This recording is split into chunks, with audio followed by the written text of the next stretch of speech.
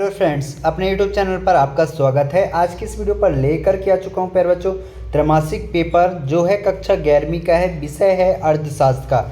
यदि आपको पूरे 80 में से 80 अंक चाहिए तो वीडियो के लास्ट तक बने रहना और जितने क्वेश्चन मैं आपको बता रहा हूँ सभी क्वेश्चन को तैयार कर लेना। पूरा एकदम फुल सोल्यूशन के साथ ये वीडियो होने वाला है। सभी के सभी आंसर आपको प्रोवाइड किए जाएंगे, तो वीडियो के लास्ट तक बने रहना।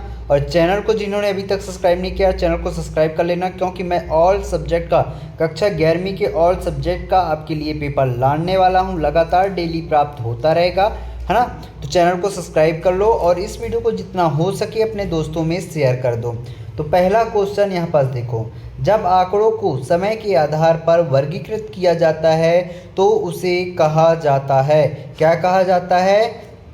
स्थानीय वर्गीकरण या कालानुक्रमिक वर्गीकरण या गुणात्मक वर्गीकरण, इनमें से कोई नहीं, तो होगा कालानुक्रमिक वर्गीकरण। ठीक। फिर दूसरा क्वेश्चन क्या है, भारत में योजना आयोग की स्थापना किस वर्ष हुई थी?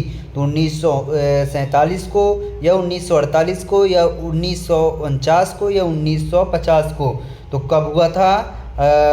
15 मार्च 1950 को हुआ था। ठीक। फिर अगला क्वेश्चन यहाँ पास आप देख सकते हैं, सांख्यिकी के जन्मदाता हैं, तो सांख्यिकी के जन्मदाता कौन हैं? प्रशांत चंद्र महालनोबिस।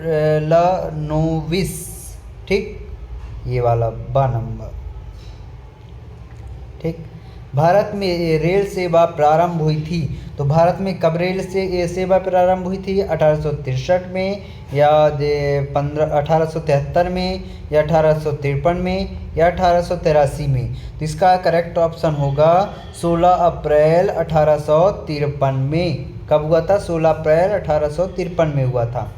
तृतीय क्षेत्र में शामिल नहीं है, तो तृतीय क्षेत्र में कौन शामिल नहीं है? तृतीय क्षेत्र में सेवा शामिल नहीं है। ठीक। फिर अगला क्या है, निम्नलिखित में से कौन सी आर्थिक क्रियाएं हैं? तो आर्थिक क्रियाएं कौन कौन सी हैं? भोग, वितरण और उत्पादन, ये आर्थिक क्रियाएं हैं, यानी इनमें से सभी। ठीक। फिर अगला क्वेश्चन क्या है, एक चीज़ और बता दूं, यदि आपको इसका पीडीएफ चाहिए तो पीडीएफ आपको नीचे डिस्क्रिप्शन पर लिंक मिल जाएगा, वहां से आप लोग डाउनलोड कर सकते हैं। ठीक। यहाँ पास देख सकते हैं क्वेश्चन क्रमांक दूसरा है, रिक्त स्थानों की पूर्ति कीजिए। तो पहला है, स्वतंत्रता प्राप्त के समय कृषि क्षेत्र में उत्पादन स्तर उत्पादकता का स्तर खालिस्तान था, तो कैसा था? अत्यंत कमजोर, अत्यंत कमजोर। ठीक, कमजोर था। फिर इसी क्रम में अगला क्वेश्चन क्या है? अगला क्वेश्चन है, नियोजन आर्थिक व्यवस्था में आर्थिक सत्ता का खालिस्तान होता है तो केंद्रीकरण होता है। ठीक। फिर केंद्रीय प्रवृत्ति का सर्वश्रेष्ठ माप क्या होता है? तो माध्य होता है। ठीक, माध्य। फिर अगला, वर्गीकरण खालिस्तान का आधार है, तो वर्गीकरण समानता और विभिन्नता का आधार माना जाता है। ठीक। स्वतंत्रता से पूर्व खालिस्तान उद्योग का केंद्रीकरण बंगाल राज्य में था, तो कौन सा था? जूट उद्योग। कौन सा? जूट। फिर अगला क्या है, पूंजीवादी अर्थव्यवस्था में प्रत्येक साहसी अपने लाभ को खालिस्तान करना चाहता है, तो अधिक करना चाहता है या अधिक करने का प्रयास करना चाहता है। ठीक। फिर यहाँ पास देखो सत्य सत्य में, तो सत्य सत्य में पहला क्या है, सूचक स्वयं प्रश्नावली करते हैं, तो सूचक स्वयं प्रश्नावली नहीं करते हैं, यानी फर्स्ट वाला असत्य होगा। जटिल तथ्यों को सांख्यिकी सरल रूप में प्रस्तुत करता है, ये सत्य है। ठीक। दूसरा क्या है, समान तत्वों के समूह होते हैं, ये सत्य है। ठीक। फिर चौथा क्या है, गुणात्मक तत्वों का सारणीयन किया जाता है, ये असत्य है। ठीक। फिर अगला क्या है, वर्गीकरण काल्पनिक आधार पर नहीं हो सकता, ये सत्य है। ठीक। फिर सरकारी प्रकाशन द्वितीयक क्रमांक होते हैं, ये भी सत्य है। तो इस प्रकार आप सत्य असत्य लगा सकते हैं। ठीक। अगले क्रम में यहाँ पास देखिए सही जोड़ी दिया गया है, स्तंभ ए स्तंभ बी। ठीक, तो राष्ट्रीय आय का गणना इसका हो जाएगा दादा भाई नौरोजी। राष्ट्रीय आय की गणना दादा भाई नौरोजी। भारत में प्रथम जनगणना कब हुई थी? तो 1881 में हुआ था।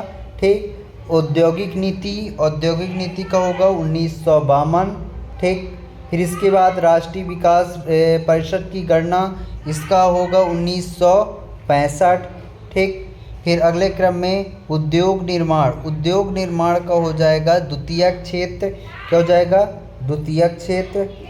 सुएज नदी का प्रारंभ 1869। ठीक, फिर संचयी आवृत्ति वक्र ओजाइव वक्र हो जाएगा।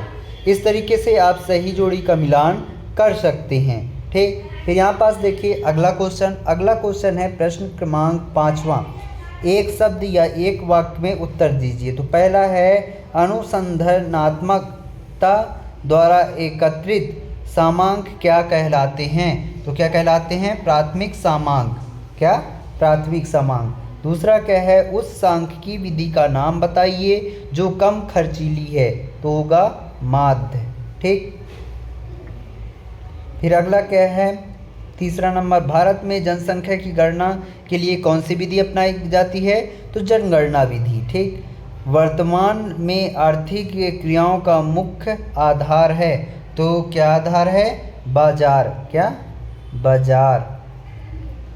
अर्थशास्त्र का जनक कौन है?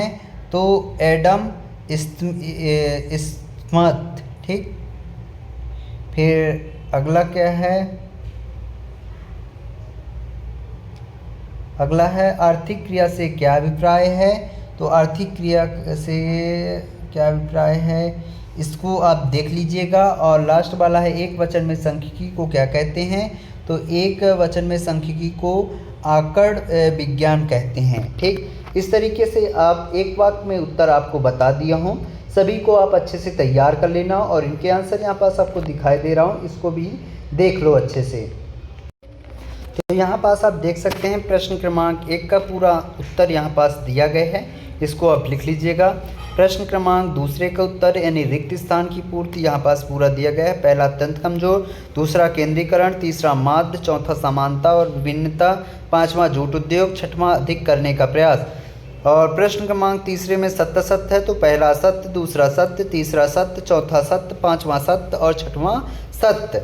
इसी क्रम में यहाँ पास देखिए प्रश्न क्रमांक 5वां, एक वाक्य में उत्तर पूरा यहाँ पास दिया गया है ना, और इसको तैयार कर लेना। ये है सही जोड़ी का भी मिलान इस तरीके से आप कर सकते हैं। और हमने इस वीडियो पर प्रश्न क्रमांक 1 से 5 तक आपको बता दी हैं। इसके आगे के प्रश्न आपको सेकंड पार्ट पर मिलेगा। पार्ट 2 बहुत जल्द वीडियो डल जाएगा, उस पर आपको सेकंड पार्ट में पूरे क्वेश्चन के आंसर आपको मिल जाएंगे। इसके यदि PDF चाहिए तो नीचे डिस्क्रिप्शन पर लिंक दे दूंगा, वहां से आप लोग डाउनलोड कर सकते हैं। मिलते हैं अगले वीडियो पर, तब तक ले जय हिंद, जय भारत।